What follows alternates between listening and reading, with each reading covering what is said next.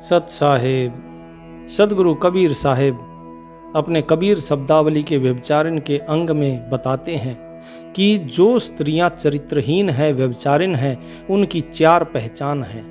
वे 4 पहचान कौन कौन सी हैं और किसे व्यभिचारी कहें और किसे नहीं। व्यभिचारिण स्त्रियां क्या कर सकती हैं और क्या नहीं करती हैं, वो सारी बातें कबीर साहेब अपने इस व्यभिचारिण के अंग में बताते हैं। तो आइए जानते हैं कि कौन हैं व्यभिचारिण स्त्रियां और कौन से हैं उनके वे 4 लक्षण। नारी दंभ ब्रह्माना पाई, नाक कटाए सती कहलाई। सतगुरु कबीर साहेब कहते हैं कि त्रिया चरित्र को तो स्वयं ब्रह्मा जी भी नहीं समझ पाए जिन्होंने नारी की रचना करी। इस नारी के दंभ का गहराई तो स्वयं ब्रह्मा जी भी नहीं नाप पाए। ये नाक कटवाने के बाद भी अपने आप को सती कहलवा लेती है। तो लोगों ने पूछा कि जिसकी नाक कट गई वो सती कैसे कहलवाएगी। तो कबीर साहिब ने कहा कि एक बार एक सन्यासी तीर्थ यात्रा के लिए जा रहे थे और चलते चलते उन्हें शाम हो गई। शाम के समय एक भी सराय में उन्हें जगह नहीं मिली। कुछ दूर पर उन्होंने देखा कि एक बुनकर अर्थात जो जुलाहा होता है वो अपनी स्त्री के साथ कहीं जा रहा था। सन्यासी ने उस आदमी से कहा कि भैया, मैं एक यात्री हूँ, आगे बहुत दूर जाना था, पर रात्रि हो जाने के कारण अब मैं आगे नहीं जा सकता। तो आज की रात आप मुझे अपने घर में गुजार लेने दो, सुबह होते ही मैं यहाँ से चला जाऊँगा। सन्यासी के इस प्रकार निवेदन करने पर बुनकर ने सोचा, चलो कोई बात नहीं, शाम के समय आप मेरे द्वार पर आए हो तो आप मेरे अतिथि हो, और अतिथि की सेवा करना तो भगवान की सेवा के बराबर होती है। उसने अपनी स्त्री से कहा कि प्रिय, आज की रात ये सन्यासी हमारा अतिथि है, तुम इसे लेकर घर लौट जाओ और इसके भोजन पानी का, इसके सोने की व्यवस्था करो। तब तक मैं दूसरे गांव से मंदिर होकर अभी आता हूँ। इतना कहकर वो व्यक्ति चला गया। इधर इसकी पत्नी सन्यासी को लेकर घर लौट आई और मन ही मन बड़ा खुश होने लगी। उसने सोचा कि मैं जल्दी जल्दी सन्यासी की भोजन पानी और सैया की व्यवस्था करके अपने प्रेमी से मिलने जाऊंगी। वो स्त्री एक व्यभिचारिणी थी और सच कहा है कि जिस दिन आकाश वर्षा से घिरा हो, गहरा अंधेरा छाया हो, अंधेरे के कारण गली में आवागमन ना हो और पति परदेश गया हो, तो चरित्रहीन स्त्रियों की मन की हो जाती है। जो व्यभिचारी स्त्रियां होती हैं उनका मन अपने पति में नहीं लगता, उनका अनुराग अपने पति से नहीं होता। इसके विपरीत पर पुरुषों में उनकी आसक्ति खूब होती है। पर पुरुषों के लिए श्रृंगार करने में उन्हें बड़ी रुचि होती है और अपने पति का प्रिय वचन भी उन्हें कड़वा लगता है। ऐसी स्त्रियां जिनका मन दूसरे पुरुषों में लगा रहता है, वे अपने कुल का विनाश भी कर लेती हैं और लोक निंदा भी सह सकती हैं, बंधन में भी बंध सकती हैं, और चाहे किसी के प्राण भी चले जाएं तो भी वे हंसकर स्वीकार कर लेती हैं। सतगुरु कबीर साहिब कहते हैं, नारी कहावे पीव की, रहे और संग सोए, जार सदा मन में बसे, खसम खुशी क्यों होए। कि जो नारी है वो तो अपने पति की कहलाती है कि मैं इसकी स्त्री हूँ, लेकिन उसका मन किसी दूसरे के साथ होता है, वो सोती किसी और के साथ है।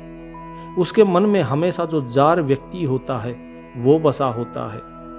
तो बताइए, ऐसी स्त्री से वो उसका मालिक कैसे खुश होगा।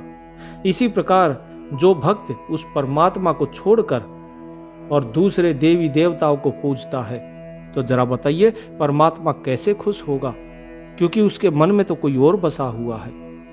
साहिब कहते हैं, सेज बिछावे सुंदरी अंतर पर्दा होए, तन सौंपे मन दे नहीं सदा दुहागन सोए। कि जो स्त्री सेज तो बिछाती है, आनंद भी लेती है अपने पति के साथ, लेकिन उसके मन के अंदर पर्दा होता है, मन के अंदर किसी और के प्रति प्रेम होता है। वो अपना तन तो सौंप देती है अपने पति को, लेकिन मन उसका कहीं और होता है। तो ऐसी स्त्रियों को साहिब कहते हैं वे हमेशा दुहागन कहलाती हैं, व्यभिचारिण कहलाते हैं। इसी तरह उस स्त्री ने भी अपने पति के जाते ही उस दूषित चरित्र स्त्री ने सन्यासी को भोजन कराकर उसका बिस्तर लगाकर और उससे कहा कि सन्यासी जी, मैं थोड़ी देर के लिए अपनी सहेली के घर जा रही हूं, उससे मिलकर मैं अभी लौट आऊंगी, तब तक आप घर में आराम से विश्राम करें। उसके बाद वो अपना श्रृंगार आदि करने के बाद अपने मित्र से मिलने के लिए चल दी, और जैसे ही वो घर से बाहर निकली तो संयोगवश उसका पति सामने से आता हुआ दिखाई दिया। पति को देखकर वो डर के मारे एकदम पीछे लौटकर भागी और जल्दी जल्दी अपने श्रृंगार को बिगाड़कर पहले की तरह बनकर घर में आकर बैठ गई।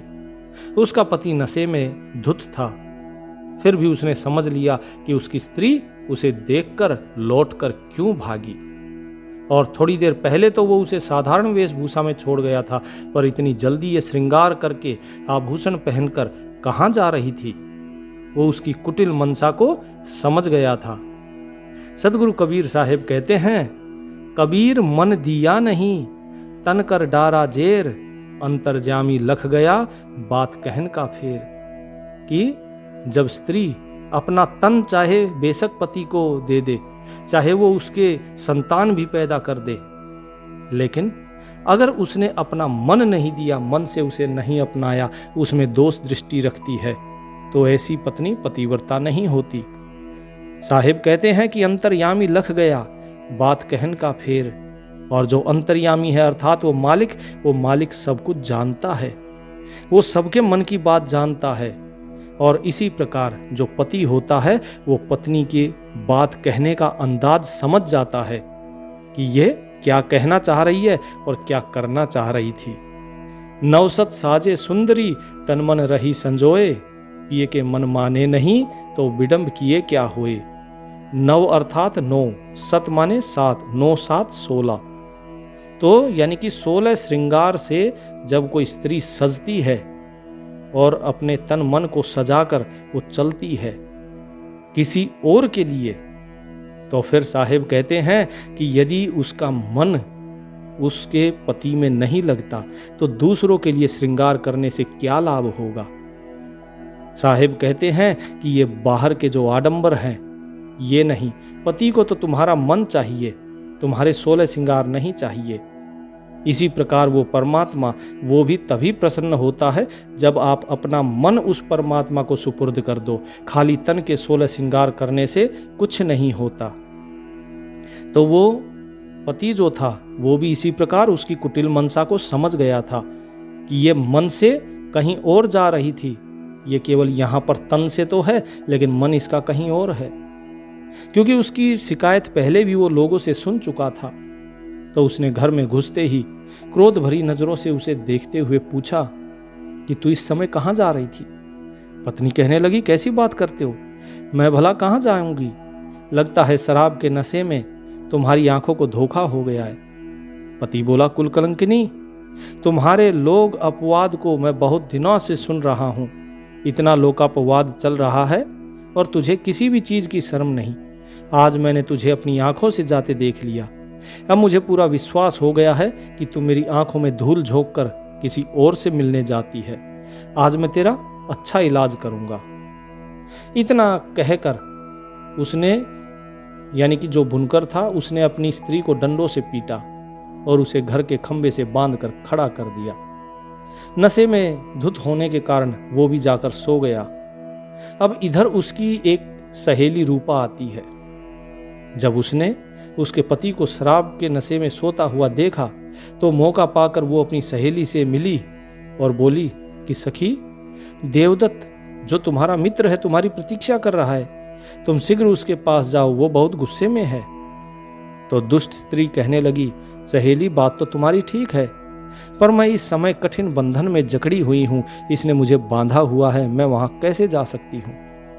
और दूसरी ओर मेरा पापी पति पास में ही पड़ा है, अब तू बता कि मैं क्या करूं। तो वो कहने लगी कि तू चिंता मत कर।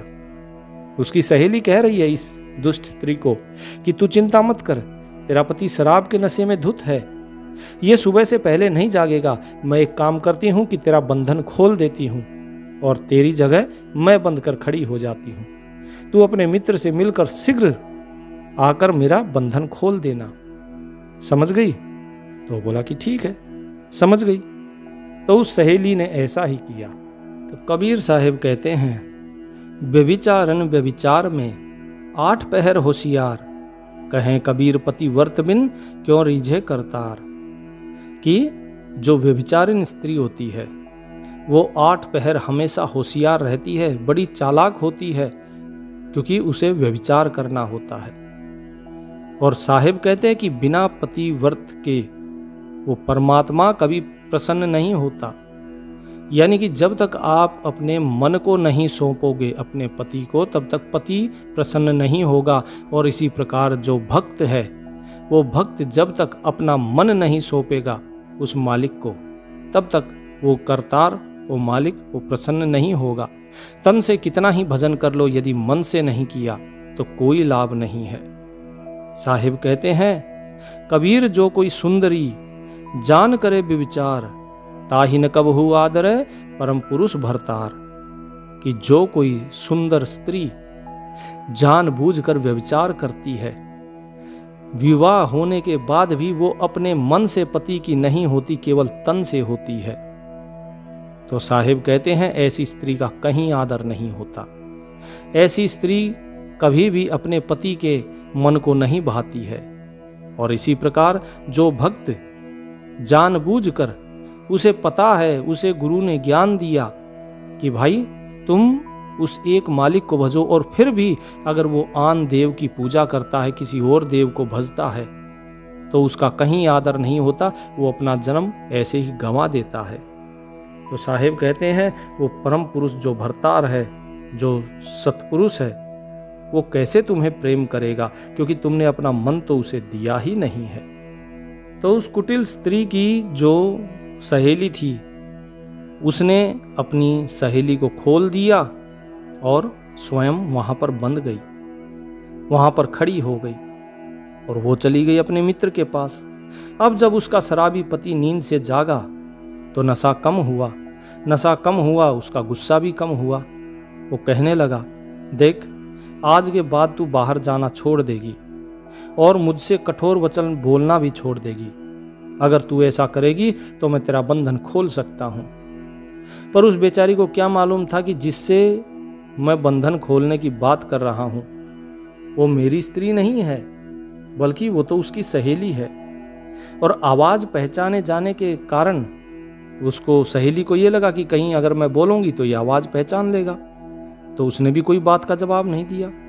तो बुनकर ने फिर से वही बात दोहराई, लेकिन फिर भी जब उसने कोई आवाज नहीं आई, कोई जवाब नहीं दिया अपनी पत्नी की तरफ से, तो उसको फिर से गुस्सा आ गया। और गुस्सा आया तो एक धारदार हथियार से उसकी नाक काट डाली और उसे गाली देता हुआ फिर से सो गया। और इधर ये सन्यासी सारी कहानी देख रहा था कि क्या चल रहा है। उधर काफी देर बाद जब बुनकर की स्त्री लौट कर आई तो उसने पूछा अपनी सहेली से कि सहेली, तू ठीक तो है? मेरे जाने के बाद मेरा पति जागा तो नहीं? तो वो बोले कि बहन, तू अच्छी प्रकार से आज मुझे बांध के गई है, तू जल्दी से एक काम कर, मेरा बंधन खोल दे। तेरे पति ने तो तेरे धोखे में मेरी नाक काट डाली। तो बुनकर की स्त्री ने अपनी सहेली का बंधन खोला और उसे तुरंत उसके घर भेज दिया। कटी हुई नाक लेकर वो अपने घर पहुंची और चुपचाप चारपाई पर लेट गई। इधर थोड़ी देर के बाद बुनकर फिर से नींद से उठा और अपनी स्त्री से बोला, दुष्ट स्त्री, तू बोलती है या अब की बार तेरे कान भी काट दूं? तो बुनकर की स्त्री जोर से चीखती हुई बोली, अरे मूर्ख, अपनी सती जैसी स्त्री की नाक काटने वाला, मुझे बदनाम करने वाला इस दुनिया में भला तेरे जैसा मूर्ख कोई और भी हो सकता है क्या? बुनकर की स्त्री कहने लगी कि हे देवताओं, यदि आप देख रहे हो, हे सूर्य चंद्रमा अग्नि, हे धरती माता, हे आकाश पाताल, हे धर्म, यदि तुम्हारी नजरों में मैं पवित्र हूं और मैंने कभी मन से दूसरे पुरुष की इच्छा नहीं की है, तो हे देवो, मेरी सहायता करो और मेरी नाक को पहले की तरह सुंदर बना दो। और यदि मेरे मन में पर पुरुष का झूठा चिंतन हो तो आप मुझे जलाकर भस्म कर दो। इतना कहकर वो दुष्ट स्त्री अपने पति से बोली कि मूर्ख, देख मेरे सतीत्व को देख, मेरे सतीत्व की शक्ति से मेरी नाक फिर से ठीक हो गई। अब जैसे ही पत्नी की यह बात सुनी बुनकर ने, तो बुनकर हाथ में मसाल लेकर अपनी पत्नी की नाक देखने लगा। उसने देखा कि पत्नी की नाक तो पहले की तरह ज्यों की त्यों है, और जमीन पर देखा तो बहुत सारा रक्त पड़ा था। वो एकदम से भयभीत हो उठा और डर के मारे अपनी पत्नी का बंधन खोल दिया। उसे चारपाई पर बैठाकर नाना प्रकार से उससे क्षमा मांगने लगा।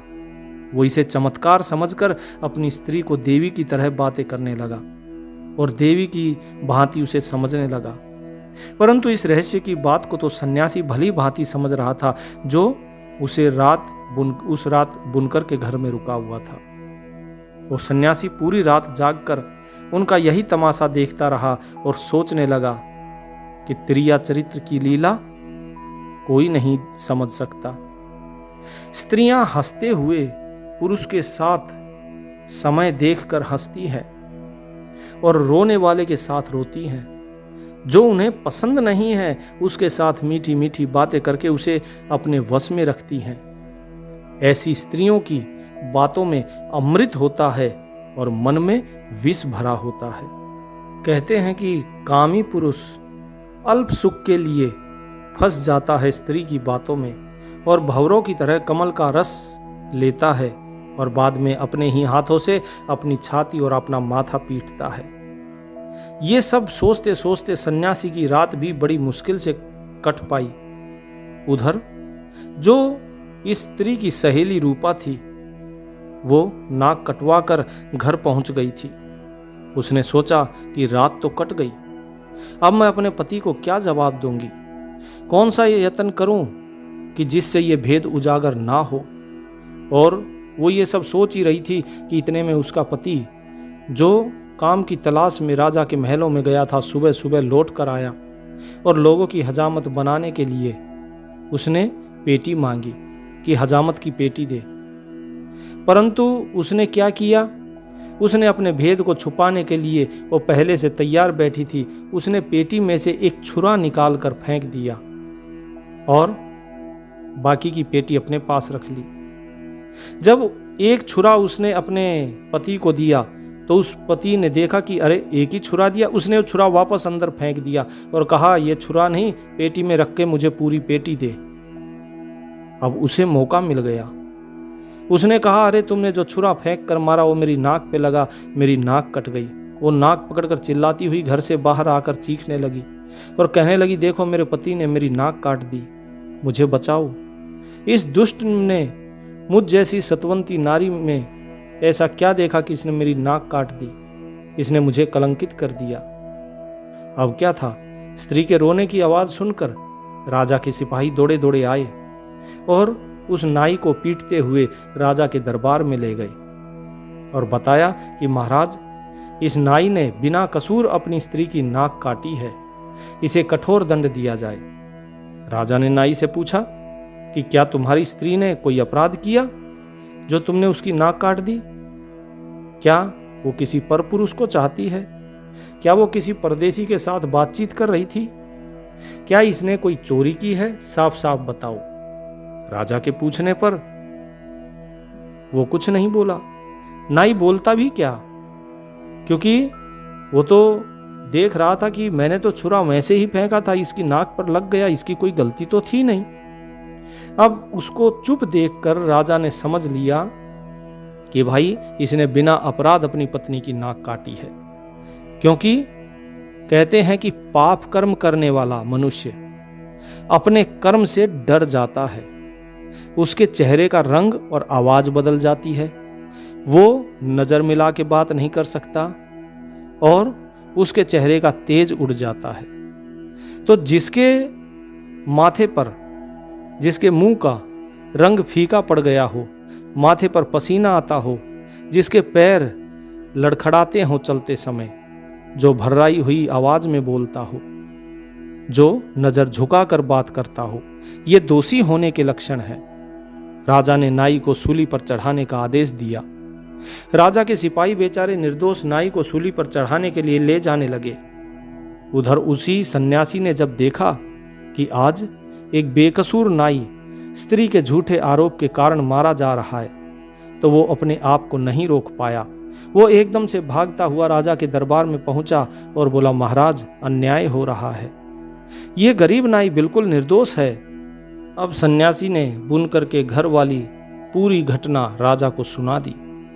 राजा ने सन्यासी की बात सुनकर तुरंत बुनकर को बुलाया और नाक काटने वाली बात पूछी, तो बुनकर ने भी बताया कि रात में उसने अपनी स्त्री के धोखे में शायद इस स्त्री की नाक काट दी है।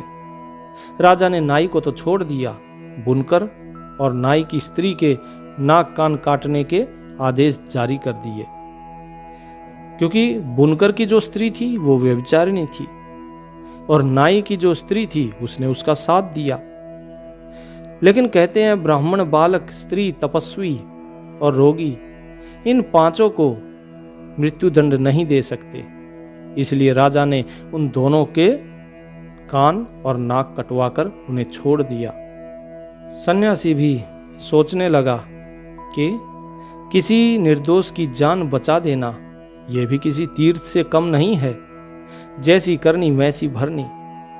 तो दुष्ट स्त्रियों के चरित्र को तो देवता भी नहीं समझ पाए।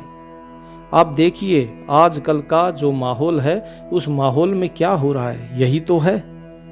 एक नीला ड्रम, उसको देखते ही बेचारे पति घबरा जाते हैं।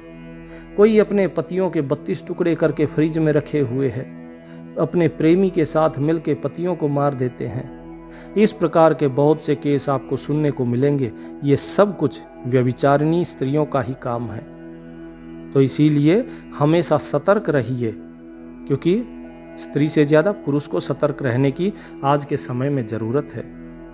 तो कबीर साहब यही कहते हैं कि जिस प्रकार एक व्यभिचारिणी स्त्री उसको दंडित किया जाता है, इसी प्रकार जो भक्त उस परमात्मा को छोड़ के बाकी और किसी को भजता है उसे भी दंडित किया जाता है, उसकी मुक्ति नहीं होती है। कबीर या जग आई के किया बहुतक मीत, जिन दिल बांधा एक से ते सोवे नीचित। कि इस जगत में आकर लोगों ने बहुत से मित्र बना लिए। यहाँ पे मीत का अर्थात है कि बहुत से भगवान, कोई देवी को भज रहा है, कोई कृष्ण को भज रहा है, कोई राम को भज रहा है, कोई किसी को। सभी अपने अपने मन के हिसाब से अलग अलग देवी देवताओं को भजते हैं। किसी के घर में आपको सारे ही देवी देवता मिलेंगे, लेकिन साहिब कहते हैं कि जिसने एक से अपना दिल बांध लिया तो वही केवल निश्चिंत रह सकता है। जैसे धीरज धर के कारणे हस्ती सवा मन खाए, और एक टूक के कारणे स्वान घरे घर जाए। स्वान का अर्थ होता है कुत्ता। कि जो हाथी वो धैर्य रखता है, अपने मालिक पर विश्वास रखता है, तो उसे सवामन भोजन भी मिलता है, उसका मालिक देता है।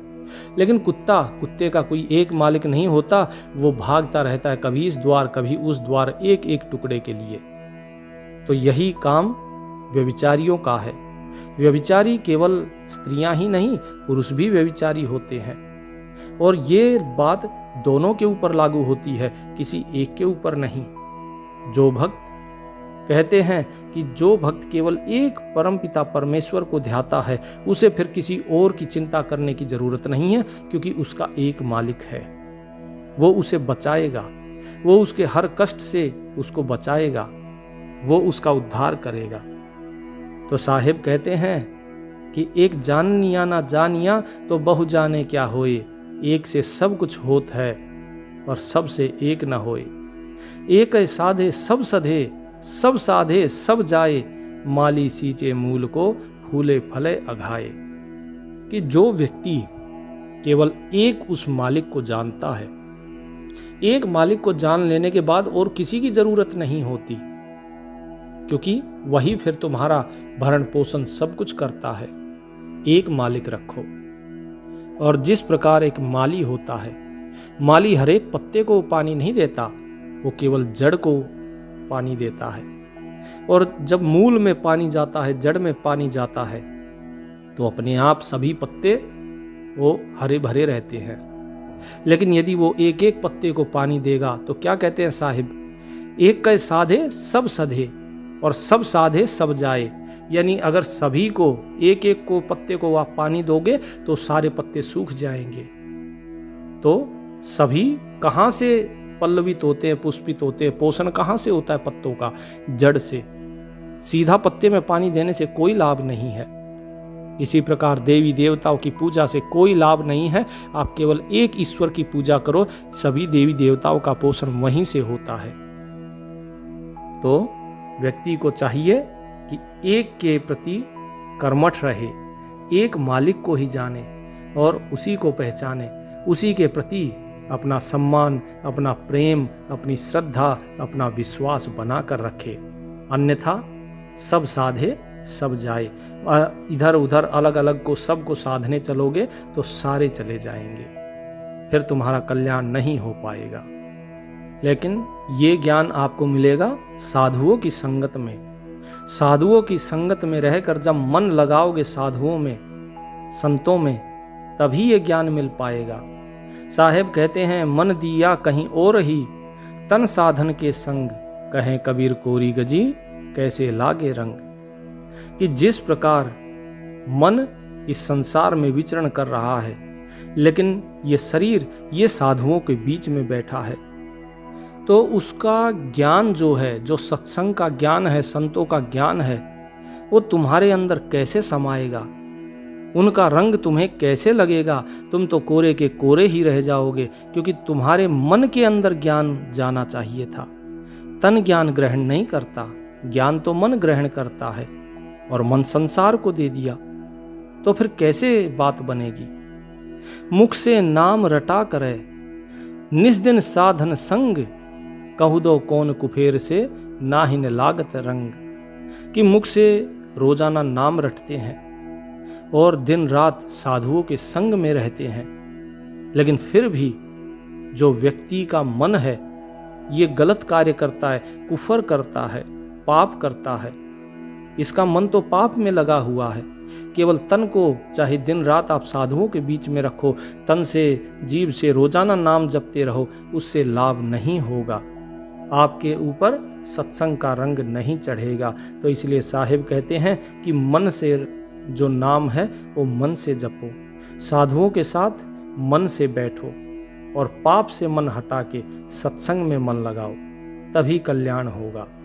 तो इस कहानी से हमें 4 शिक्षाएं कबीर साहिब देते हैं कि जो व्यभिचारण औरत होती है उसके ये 4 बातें हमेशा याद रखना। कैसे पहचानेंगे? तो उनकी पहचान बताई है साहिब ने कि सबसे पहला तो क्या होता है कि उनका अनुराग नहीं होता अपने पति में। इसके विपरीत जो दूसरे पुरुष होते हैं, पर पुरुष, उनमें अनुराग उनका अधिक होता है। वे आपके साथ खड़ी रहेंगी लेकिन देखती रहेंगी इधर उधर से कौन गया कौन नहीं। उनकी नजरें दूसरे पुरुषों पर रहती हैं। दूसरा, पर पुरुषों के लिए उन्हें श्रृंगार करने में बहुत रुचि होती है, अर्थात घर में वो उतनी साफ सुथरी बन के नहीं रहेंगी, लेकिन जब घर से बाहर निकलेंगी तो खूब सज धज के वो बाहर निकलती हैं ताकि लोग उन्हें देखें। तीसरा साहेब बताते हैं कि जो पति का वचन होता है, पति की बात होती है, वो उन्हें कड़वी लगती है, लेकिन जो दूसरे लोग उन्हें कहते हैं वे बातें उन्हें बहुत मीठी लगती हैं।